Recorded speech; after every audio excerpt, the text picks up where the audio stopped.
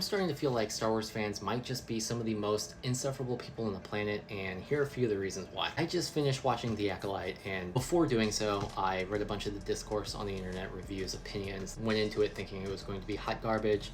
Fortunately for myself, I was pleasantly surprised, but not everyone feels that way. For instance, this person, the show is just slightly above CW level, but not by much. It's one of those, yeah, it can be quite corny at times, but it's something type of shows. I think this is one of the few pieces of Star Wars content that is completely devoid of the quippy humor or jokes, the lighthearted content that's centered around children. In that way, I think it's much more aligned with Andor than most other Star Wars content. The writers really need to get their sense of distance and time sorted out. Distance and time is not something that Star Wars has ever cared about. It's always been one planet jump cut to the next with no sense of time or distance in between, and I don't think that's ever going to change. So comments like this that really get me. I love the inclusivity and all, but when the only white male allowed in front of the camera is a weak-minded dumb villain, it kind of triggered me a bit. And an IP that's supposed to take place in space across a vast galaxy that probably contains hundreds, thousands, tens of thousands of different species and characters. I don't really need half a dozen pale white Europeans running around.